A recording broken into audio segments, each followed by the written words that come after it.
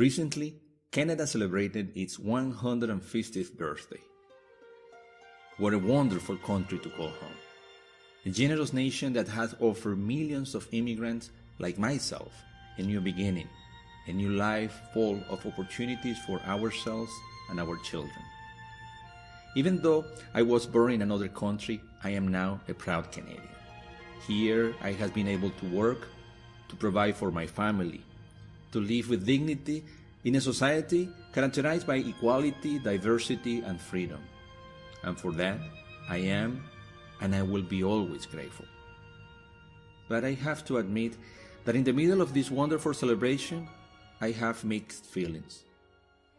Because Venezuela, the homeland where I spent the first half of my life, is facing a dreadful repression from the authoritarian regime of Nicolás Maduro. Venezuela, a country that received millions of immigrants during the 20th century, is now isolated and left alone to its terrible fate. So, I respectfully would like to send this message to our Prime Minister, Justin Trudeau. Please, Mr. Prime Minister, do not turn a blind eye on the Venezuelan crisis. The brave Venezuelans are protesting on the streets because they don't have access to food or medicines.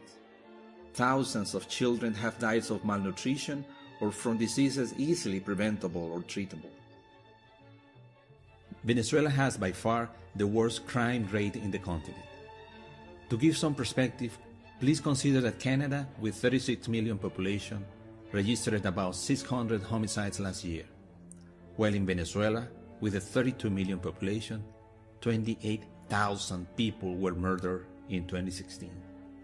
This is largely due to Maduro's close connection with drug cartels and terrorist groups. He has armed paramilitary groups to support his regime. These criminals will do any dirty job for Maduro, and in return, his regime allows them to commit crimes with impunity. The ongoing protests in Venezuela started in early April this year, after the Supreme Court, controlled by Maduro, tried to dissolve the Congress. Since then, almost 100 people have been killed by Maduro's National Guards, by the National Police Forces, or by the pro-government paramilitary groups. Most of the victims have been young students, like Luis Alviares, the 17 years old who was shot in his chest, or Fabian Urbina, also 17 and also shot in his chest. How many more have to sacrifice their lives before democratic countries like Canada take a strong stand in front of Maduro's barbaric regime? Canada was one of the 20 countries that voted in favor of applying the Democratic Charter in the Organization of American States. I am proud of that. However, other countries have gone the extra mile in using their diplomatic tools to help Venezuela, and in denouncing Maduro's regime as a serious threat to the democratic order in our hemisphere. And while others have imposed sanctions to high officers from Maduro's authoritarian regime, Canada has not. Declarations and action from Canadian government regarding Venezuelan crisis has been extremely shy, to say the least. And this is why I would like to respectfully ask you. As a matter of fact, I am begging you, Mr. Prime Minister, please assign some resources to investigate the crimes behind Maduro's regime and do your best to restrict the financial resources to the Venezuelan government, because those resources are currently being used to repress, torture, and kill Venezuelan people. Please do something about it. Remember what you were doing when you were 17. Remember your dreams, your ambitions.